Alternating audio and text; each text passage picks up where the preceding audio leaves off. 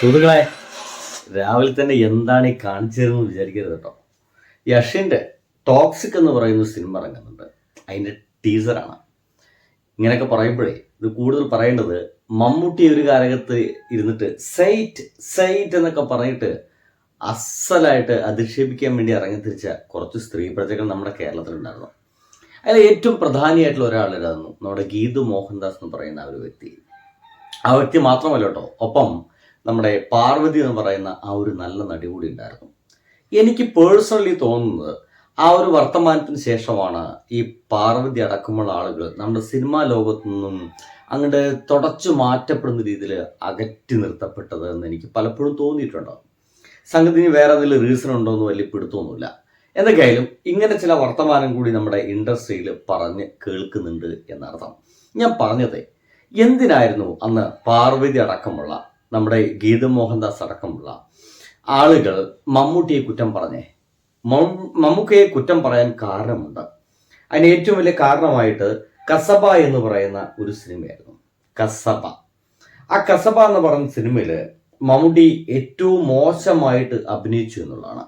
മോശമായിട്ടെന്ന് വെച്ച് കഴിഞ്ഞാൽ സ്ത്രീകളെ അപമാനിക്കുന്ന വിധത്തിൽ ആ സിനിമയിൽ അഭിനയിച്ചു എന്ന് മാത്രമല്ല, സ്ത്രീയെ വെറും ഒരു സെക്ഷൽ ഉപകരണമായി മാത്രമാണ് അതിൽ മമ്മൂക്ക അവതരിപ്പിച്ചിട്ടുള്ളത് എന്ന രീതിയിലുള്ള വർത്തമാനങ്ങളൊക്കെ പറഞ്ഞ് ആ ഒരു സിനിമയെ ടാർണിഷ് ചെയ്യുന്ന രീതിയിൽ, മമ്മൂക്കയെ ടാർണിഷ് ചെയ്യുന്ന രീതിയിലായിരുന്നു അന്ന് ഗീതു മോഹൻദാസും പാർവതി തിരുവോത്തും അടക്കമുള്ള ആളുകളൊക്കെ സംസാരിച്ചത്. ഇങ്ങനെയൊക്കെ സംസാരിച്ച് പോയാൽ പോരല്ലോ. എന്താണ് കസബ സൈനിൽ ഇവർക്ക് വലിയ പ്രശ്നമുണ്ടാക്കിയ സീനുകളെന്ന് നമുക്കൊന്ന് അറിയണ്ടേ? കണ്ടു നോക്കൂ. ഒരു സീന് ചുമ്മാ ഒന്ന് കാണിച്ചാൽ വിചാരിച്ചു.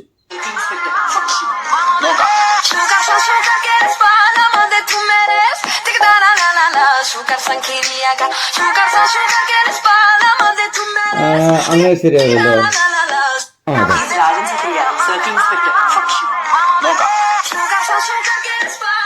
ഇതാണ് സാജൻ സഖ്രിയ എന്നൊക്കെ പറയുമ്പോൾ, സംതിങ് ഫക്കി എന്നൊക്കെ പറയുമ്പോൾ ഞാൻ നോക്കാം എന്ന് മാത്രമല്ല, പിന്നീട് ഇതിലൊരു സീന് കൂടിയുണ്ട്. ആ പോലീസുകാരിയുടെ ബെൽറ്റ് പിടിച്ചിട്ട് തന്നിലേക്ക് അടുപ്പിക്കുന്ന ഒരു സീനൊക്കെ മമ്മൂക്കത്തിൽ ചെയ്തിട്ടുണ്ട്. ഇങ്ങനത്തെ ചില സീനുകളൊക്കെ ഈ ഒരു സിനിമയിൽ ഉള്ളത് കൊണ്ട് തന്നെ ഈ സിനിമ സ്ത്രീ ജനങ്ങൾക്കെതിരെയാണ്, സ്ത്രീ പക്ഷപാതികൾക്കെതിരെയാണ്, സ്ത്രീകളെ വളരെ മോശമായിട്ട് ചിത്രീകരിച്ചു എന്ന് പറഞ്ഞിട്ട് മമ്മൂക്കയ്ക്ക് എതിരെയായിരുന്നു വർത്തമാനം മുഴുവൻ. എനിക്ക് മനസ്സിലാവാത്തൊരു കാര്യം, മമ്മൂട്ടി നിർബന്ധപൂർവം അങ്ങനത്തെ ഒരു സിനിമ എടുക്കുമ്പോൾ, കസബ എന്ന് പറയുന്ന സിനിമ എടുക്കുന്ന സമയത്ത് എനിക്ക് ഇങ്ങനത്തെ സീനുകൾ അതിൽ വേണം കേട്ടോ എന്നൊക്കെ അങ്ങോട്ട് പറഞ്ഞുണ്ടാക്കിയതൊന്നുമല്ലല്ലോ. ഒരു സംവിധായകൻ വരുന്നു, തിരക്കഥാകൃത്തുക്കൾ വരുന്നു, കഥാകാരന്മാർ വരുന്നു, അവരൊരുമിച്ചിരുന്നിട്ട് ഒരു സിനിമ തയ്യാറാക്കുന്നു, അതിൽ തിരക്കഥ തയ്യാറാക്കുന്നു, ഓരോ ഷോട്ടുകളും എങ്ങനെയൊക്കെ വേണം, ഏതൊക്കെ രീതിയിൽ വേണം എന്ന് തയ്യാറാക്കുന്നു, സംഭാഷണം എഴുതുന്നു. ഇതിനൊക്കെ ശേഷമല്ലേ മമ്മൂട്ടി എന്ന് പറയുന്ന മനുഷ്യൻ വരുന്നുള്ളൂ. അദ്ദേഹം ഒരു നടനായതുകൊണ്ട് ഇങ്ങനത്തെ വേഷങ്ങൾ ചെയ്യണം കേട്ടോ, ഇങ്ങനത്തെ ഡയലോഗുകൾ പറയണം കേട്ടോ എന്ന് പറഞ്ഞാൽ അവരത് പറയും. അത് മമ്മൂട്ടി മാത്രമല്ല, മലയാളത്തിലെ ഒട്ടുമിക്ക നടന്മാരും നടിമാരും ഇതൊക്കെ പറഞ്ഞിട്ടുണ്ടാവും. എന്തെങ്കിലും ഇതിൻ്റെ പേരിലാണ് നമ്മുടെ ചെറിയൊരു മീറ്റിംഗ് കൂടിയിട്ട് നമ്മുടെ ഗീതു മോഹൻദാസ് അടക്കമുള്ള ആളുകളൊക്കെ ചില വർത്തമാനങ്ങൾ പറഞ്ഞത്. അതുകൂടി കേൾക്കണം.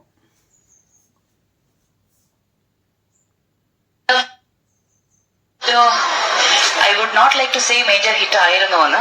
You would all know ഏത് സിനിമയാണ്. I wouldn't want to say it. And one of Kasaba. You would all know ഏത് സിനിമയാണ്. I wouldn't want to say it.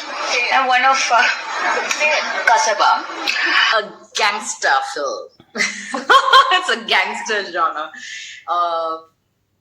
സുഹൃത്തുക്കളെ, ഈ അതിന് ശേഷം പറയാം. പാർവതി തിരുവോത്ത് മമ്മൂട്ടിയുടെ ആ ഒരു സിനിമയെ കുറിച്ചിട്ട് ഇങ്ങനെ പറഞ്ഞിങ്ങനെ വരികയായിരുന്നു. അപ്പോൾ പാർവതി തിരുവോത്ത് പറയുന്നുണ്ട്, ആ സിനിമയുടെ പേര് ഞാൻ പറയുന്നില്ല. അതായത് മമ്മൂട്ടി സിനിമയിൽ അഭിനയിച്ചിട്ടുണ്ട്, ഭയങ്കര മോശം സിനിമയാണ്. ആ സിനിമയിൽ സ്ത്രീകളെ വളരെ മോശമായിട്ട് പറഞ്ഞിരിക്കുന്നു. I don't want to say the name of the movie എന്നൊക്കെ പറഞ്ഞു വരുമ്പോൾ സെയ്റ്റ് എന്ന് പറഞ്ഞിട്ട് ആ പാവം പാർവതി തിരുവോത്തിനെ കൊണ്ട് പറയിപ്പിച്ചു. ആര്? നമ്മുടെ ഗീതു മോഹൻദാസ് ആ പേര് പറയിപ്പിച്ചു. അങ്ങനെ അവസാനം അത് കസബ എന്ന് പറയുന്ന സിനിമയാണെന്ന് നമ്മുടെ പാർവതി തിരുവോത്തിന്റെ വായിൽ നിന്ന് വരുന്നു. അപ്പോൾ ഞാനത് പറഞ്ഞു വയ്ക്കുന്നത്, ഇവരെന്തിനു വേണ്ടിയിട്ടാണ് ഫൈറ്റ് ചെയ്തത്? പാർവതി തിരുവോത്തും ഒപ്പം തന്നെ ഗീതു മോഹൻദാസ് അടക്കമുള്ള ആളുകൾ ആ ഒരു പ്രസ് മീറ്റ് വിളിച്ചിട്ട് എന്തിനു വേണ്ടിയിട്ടാണ് ഫൈറ്റ് ചെയ്തത്? സ്ത്രീകളെ ഏറ്റവും മോശമായി ചിത്രീകരിക്കാൻ പാടില്ല എന്നുള്ളതാണ്.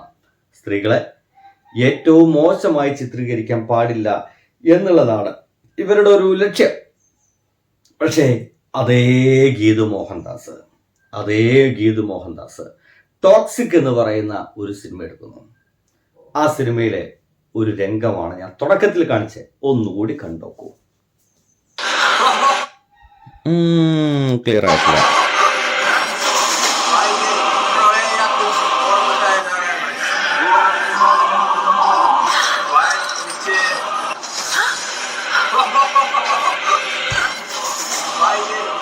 എന്തുവാണിത് എടുത്തു വെച്ചിരിക്കുന്നത്? സിനിമയ്ക്കോ? എന്തെടുത്ത് വെച്ച് എനിക്കതാ മനസ്സിലാവും. ഇതെന്തുവാ സിനിമ എടുത്തു വെച്ചിരിക്കുക? ഇങ്ങനത്തെ ഒരു അഡൽട്ടുള്ള സിനിമയാണ് ഗീതു മോഹൻദാസ് എടുത്തു വെച്ചിരിക്കുന്നതാണ് ഇപ്പോൾ ആളുകൾ ചോദിച്ചുകൊണ്ടിരിക്കുന്നത്. ഇപ്പൊ ഗംഭീര എന്താ പറയാ വർത്തമാനാണ് സോഷ്യൽ മീഡിയയിലൊക്കെ കൊന്നു വെച്ചുകൊണ്ടിരിക്കുകയാണ്. ഒരു കാലഘട്ടത്തിൽ പാർവതി തിരുവോത്തിനൊപ്പം നിന്നിട്ട് സ്ത്രീകളെ ഇങ്ങനെ സെക്ഷുവലായിട്ട് ഒരു ഉപകരണം മാത്രമായിട്ട് സിനിമയിൽ ചിത്രീകരിക്കുന്നത് ശരിയല്ല എന്ന് പറയുകയും സ്വന്തമായിട്ടൊരു സിനിമ സംവിധാനം ചെയ്യുമ്പോൾ ഇമാതിരി വൃത്തികേടൊക്കെ അതിൽ ഒരു മടിയും കൂടാതെ എടുത്തു വെക്കുകയും ചെയ്യാൻ കഴിയുന്നത് എന്തുകൊണ്ടെന്നാണ് പല ആൾക്കാർ ഇപ്പം ചർച്ച ചെയ്തുകൊണ്ടിരിക്കുന്നത്. ഇവർക്ക് എങ്ങനെയാണ് ഇത്ര പെട്ടെന്ന് പ്ലേറ്റൊക്കെ മാറ്റാൻ സാധിക്കുന്നത്? സത്യം പറഞ്ഞു കഴിഞ്ഞാൽ അന്നത്തെ ആ സെയിറ്റ് അല്ലേ നമ്മുടെ പാർവതി തിരുവോത്തിൻ്റെ മലയാള സിനിമയിലെ പല സിനിമകളും നഷ്ടപ്പെടാനുള്ള കാരണം ഉണ്ടാക്കിയത്. അപ്പോൾ ഒപ്പം നിന്നിട്ട് സത്യം പറഞ്ഞു കഴിഞ്ഞാൽ ചതിക്കുന്നൊരു പരിപാടിയല്ലേ ഈ ആയമ ചെയ്തു കൂട്ടിയത് പാർവതി തിരുവോത്തിനെ എന്നാണ് ഇപ്പോൾ സോഷ്യൽ മീഡിയ കൂടുതലായി ചോദിച്ചുകൊണ്ടിരിക്കുന്നത്. നമുക്കത് അല്ല എന്ന് പറയാൻ കഴിയില്ല, കാരണം അത് അങ്ങനെ തന്നെയാണ്. എന്തായാലും അതിന്റെ ഭാഗമായിട്ടാണെന്ന് അറിയില്ല, ചില നല്ല രസമുള്ള ട്രോളുകളൊക്കെ ഇറങ്ങിയിട്ടുണ്ട്. അത് ഇങ്ങനെയാണ് കേട്ടോ.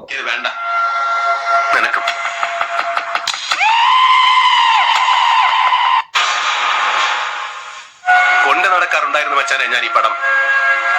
ഇനി എനിക്കിത് വേണ്ട, നിനക്കും. ഇത് മമ്മൂക്കയുടെ തന്നെ വേറെ സിനിമയിലുള്ള ചെറിയ സീനാണ്. അത് വെച്ചിട്ടാണ് ഈ ഒരു സൈറ്റ് എന്ന് പറയുന്ന സംഗതിയൊക്കെ വരുന്നോണ്ടിരിക്കുന്നത്. എന്തായാലും ഏറ്റവും വലിയ രസം എന്ന് വെച്ച് കഴിഞ്ഞാൽ ആ സിനിമ വീണ്ടും നമ്മുടെ മുമ്പിലേക്ക് വരാൻ പോകുന്നതാണ്.